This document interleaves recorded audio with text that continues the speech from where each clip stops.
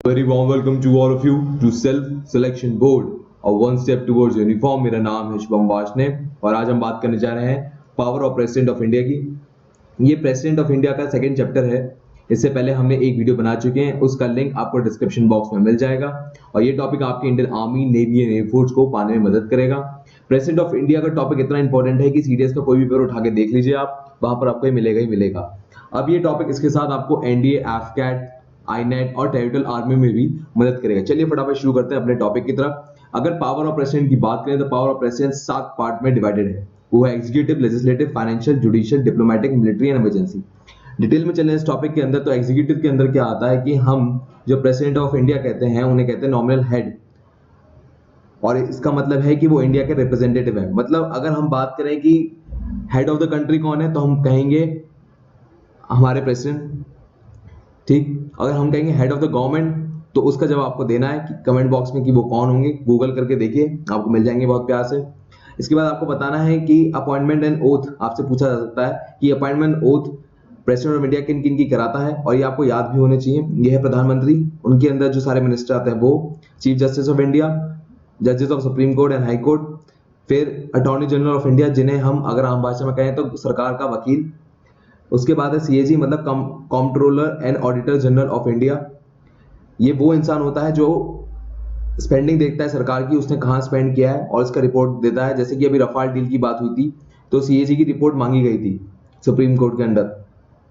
इसके बाद chairman and member of UPSC, election commission और गवर्नर सभी स्टेट्स के। मेंबर ऑफ फाइनेंस कमीशन जो इसका हिसाब किताब देखते हैं कि सेंटर से स्टेट में ट्रांसफर ऑफ मनी कितना हुआ है डेवलपमेंट का, और इसका हिसाब किताब यहाँ पर पूरा ब्यूरो रखते हैं। इसके बाद करें, ये पूछ सकते हैं करंट गवर्नमेंट से कि आप हमें बताइए जो आप डिसीजन ले रहे हैं वो क्या है, उसके बारे में पूरी इंफॉर्मेशन वो गैदर कर सकते हैं। अब आगे चलते हैं। इसके बाद है उनकी लेजिस्लेटिव पावर। लेजिस्लेटिव पावर में वो पार्लियामेंट को बुला भी सकते हैं और उसको ऑफ भी कर सकते हैं कि भाई हमें जरूरत नहीं है, और दोनों की ज्वाइंट सिटिंग भी करा सकते हैं, लोकसभा और राज्यसभा की, अगर जरूरत पड़े तो। इसके साथ उनमें ताकत होती है कि वो लोकसभा के डिसॉल्व कर सके। रीजन बिहाइंड कि मान लो जो पीएम है उनको बुलाएंगे, उनसे कहेंगे कि भाई अपनी मेजॉरिटी आप बताइए तब हम आपको लोकसभा आगे चलने देंगे। अगर वो मेजॉरिटी प्रूव नहीं कर पाते हमारे करंट पीएम तो वहां पर हमारे प्रेसिडेंट ऑफ इंडिया लोकसभा को डिसॉल्व कर देंगे।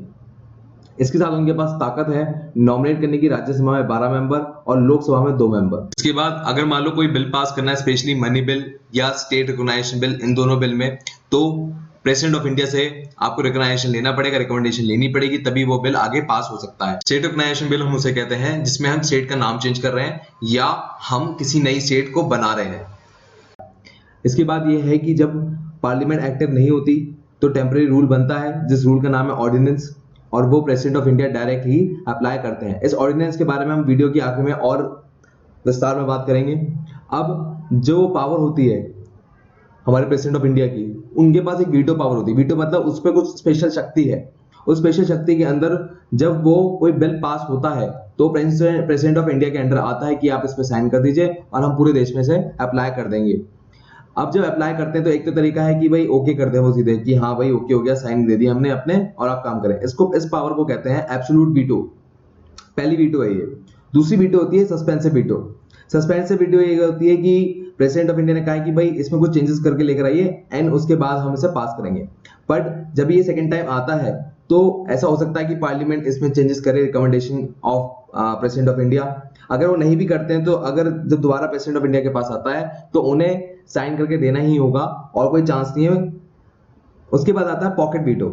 पॉकेट वीटो क्या होता है कि बिल पेंडिंग पे कर दिया, मतलब ना तो उस पर कोई साइन कर रहे हैं ना उस पर कोई रिकमेंडेशन दे रहे हैं, बस वो पड़ा हुआ है एक पुरानी फाइल की तरह।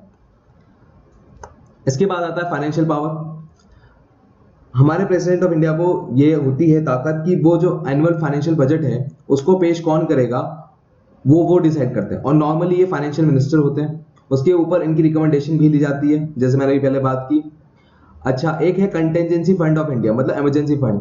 मान लो किसी प्रदेश में बाढ़ आ गई, फ्लड आ गया, जैसे अभी उड़ीसा में हाल चल रहे हैं बहुत बुरे, तो हमें कुछ फंड चाहिए होंगे रिलीफ के लिए। तो नॉर्मली हम जो फंड हम बात करते हैं तो पार्लियामेंट हमारा डिसाइड करता है कि कौन सा फंड कहाँ जाएगा।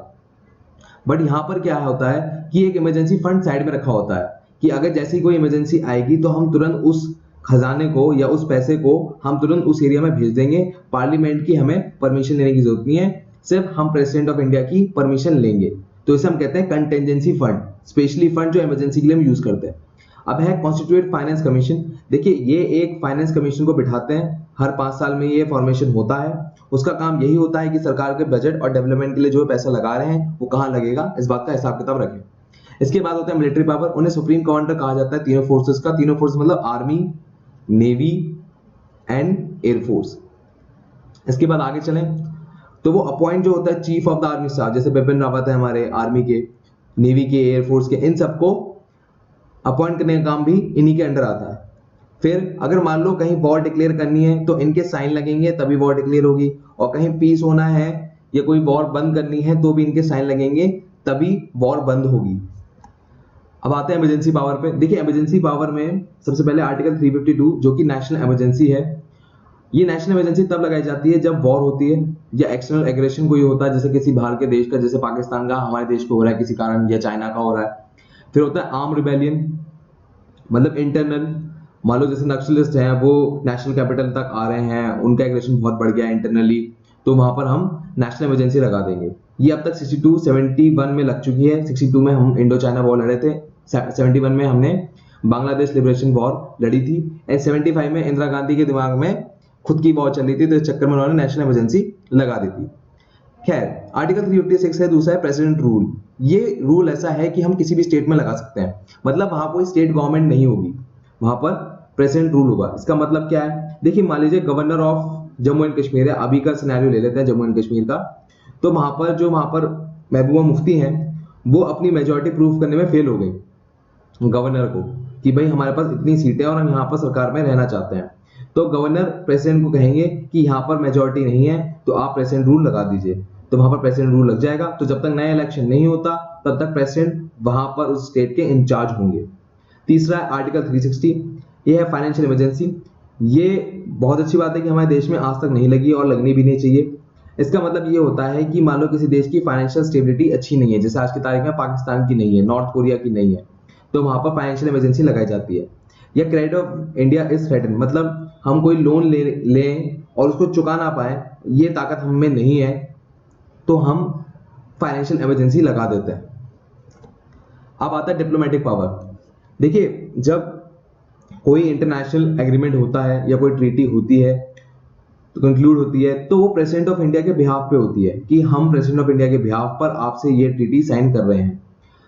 एक और बात, इसमें अप्रूवल पार्लियामेंट का भी चाहिए होता है, तो इसमें दोनों चीजें, मतलब president of India and approval of parliament, तब जाके ये होता है। बट इसका जो रिप्रेजेंटेटिव किया जाता है on the name of president किया जाता है। जो आप देखते होंगे ना, एक फाइल दो देश एक्सचेंज कर रहे हैं, तो वो उन देशों के एग्रीमेंट जो होंगे साइन पे, स्पेशली इंडिया के, तो प्रेसिडेंट ऑफ इंडिया के हो रखे होंगे। अब चलिए आगे चलते हैं। एक है जुडिशियल पावर। जुडिशियल पावर क्या होती है, जज वाले केस में या जजमेंट वाले केस में हम बात करें आम शब्दों में, तो अपॉइंटमेंट ऑफ सुप्रीम कोर्ट। दूसरा ये कि मान लीजिए प्रेसिडेंट ऑफ इंडिया को थोड़ी सलाह चाहिए सुप्रीम कोर्ट ऑफ इंडिया से, तो वो ले सकते हैं, पर जरूरी नहीं वो इसे इंप्लीमेंट भी करें। दूसरा, मान लो सुप्रीम कोर्ट का कोई डिसीजन है तो उसे वो कैंसिल भी कर सकते हैं, डिले भी कर सकते हैं, या शॉर्ट डिले भी कर सकते हैं, या उसे खारिज भी कर सकते हैं, मतलब उसकी कोई जरूरत नहीं है। अब बात करते हैं ऑर्डिनेंस के बारे में। ऑर्डिनेंस एक लॉ होता है जो कि प्रेसिडेंट ऑफ इंडिया पास करते हैं। अब एक ऐसा लॉ है, इसके बारे में क्या बातें हम आगे चल के बात करते हैं। देखिए इससे पहले आपको एक बात और समझनी पड़ेगी, मैं रिपीट कर रहा हूँ, पहले भी मैं रिपीट कर चुका हूँ, कि बिल पास कैसे होता है। एक नॉर्मल बिल, नॉर्मल बिल कैसे पास होता है, देखिए पहले लोकसभा से वो बिल पास होता है। फॉर एग्जांपल वुमेन रिजर्वेशन का बिल है कोई, फिर वो राज्यसभा में जाएगा, वहां से पास होगा, फिर ये बिल प्रेसिडेंट ऑफ इंडिया के पास साइन होने के लिए जाएगा, और फिर ये साइन होने के बाद इंप्लीमेंटेशन हो जाएगा। ऐसे एक नॉर्मल बिल पास होता है। बट जो ऑर्डिनेंस होता है वो एक टेम्पररी लॉ होता है, मतलब वो कुछ समय के लिए होगा, उसके बाद वो हट जाएगा। और वो कौन लॉ पास करता है, वो करते हैं प्रेसिडेंट ऑफ इंडिया। अब इस लॉ की सेम पावर होती है और सेम इफेक्ट होता है जो कि एक नॉर्मल बिल का होता है। अब ये जो लॉ होता है टेम्पररी लॉ, जिसे हम ऑर्डिनेंस कहते हैं, ये प्रेसिडेंट ऑफ इंडिया को आर्टिकल 123 ताकत देती है कि आप बिना पार्लियामेंट के कोई लॉ पास कर सकते हैं अगर पार्लियामेंट नहीं चल रही हो। टेक्निकल टर्म हुआ रिसेस, अगर पार्लियामेंट रिसेस पे हो। अब जब ऑर्डिनेंस पास हो जाता है, तो जब पूरी असेंबली डिसेंबल होती है मतलब पूरा पार्लियामेंट असेंबल होता है वापस, तो या तो उसे पास कर दिया जाता है या उस पर कोई एक्शन नहीं लिया जाता तो 6 हफ्ते में लैप्स हो जाता है, या वो डिसअप्रूव हो जाता है तो तुरंत लैप्स हो जाता है। अब प्रेसिडेंट इस जो लॉ है इसको कभी भी विड्रॉ कर सकते हैं, फिर सवाल जवाब नहीं होगा। ऑर्डिनेंस होता है ये तभी अप्लाई करा जा सकता है अगर कोई अर्जेंट मैटर है और ये अनफोर्सीन है, मतलब इसे झुकलाया नहीं जा सकता या इसको अनसीन नहीं किया जा सकता, तभी इसको जरूरत पड़ेगी ऑर्डिनेंस के लिए। अब इसके बाद प्रेसिडेंट को सेटिस्फाई होना चाहिए कि इसकी जरूरत है और इसको छोड़ा नहीं जा सकता, जैसे हमने पहले बात की। और किसी का भी ये मानना होना चाहिए कि इस लॉ की जरूरत है, जो कि 44th अमेंडमेंट में मेंशन है कि सुप्रीम कोर्ट को भी ये बात माननी होगी कि इसकी जरूरत है, तभी ये प्रेसिडेंट ऑफ इंडिया इस पर साइन करेंगे और तभी ये लॉ इम्प्लाई होगा। ये मैं जब ये लेक्चर बना रहा था तो मैंने कई जगह से रेफरेंस ली और मुझे रेफरेंस में ये 2 किताबें सीडीएस ओटीए और लक्ष्मीकांत काफी ज्यादा सही लगी। जो लोग अपनी जॉब कर रहे हैं जैसे कि मैं कर रहा हूँ एज अ 14 आवर्स जॉब, तो उनके लिए सीडीएस ओटीए बहुत बढ़िया है, जीएस के लिए स्पेशली। अब इसमें बात करें तो ये टॉपिक को बड़े ही स्मॉल मैनर में समझा देता है इन अ वेरी स्मॉल स्पैन। देखिए जैसे ये उसका एक फोटो का कट शॉट है, उसमें अपनी किताब में उसने वैकेंसी, पावर और वीटो, जैसे हमने अभी एब्सोल्यूट वीटो, सस्पेंसिव वीटो और पॉकेट वीटो की बात की थी, तो ये सारी चीजें एक ही चीज में उसे समझा दी और आपको ज्यादा टाइम भी नहीं लगेगा और सारे कंसेप्ट आपके क्लियर हो जाएंगे। तो ये इस किताब की बहुत अच्छी खास बात है सीडीएस ओटीए की। दूसरी किताब है एम लक्ष्मीकांत। अगर मान लो आप घर बैठे हैं, फुल टाइम पढ़ाई कर रहे हैं, तो मेरे हिसाब से, और आपको पढ़ने का बहुत शौक है जैसे कि नॉवल पढ़ने का, तो मैं कहूंगा आप लक्ष्मीकांत को रेफर करें। ये बहुत डीप में हर चीज को बताता है कि कोई लॉ कहाँ से लिया गया है, ये प्रेसिडेंट ऑफ इंडिया क्या यूएसए में, यूके में अप्लाई होता है या नहीं होता, ये सारी बातें ऐसी किताबों में लिखी हुई है। इन दोनों का डिस्क्रिप्शन आपको पिन बॉक्स में या डिस्क्रिप्शन बॉक्स में आपको मिल जाएगा, ऐसी सीरीज उठेगा भी।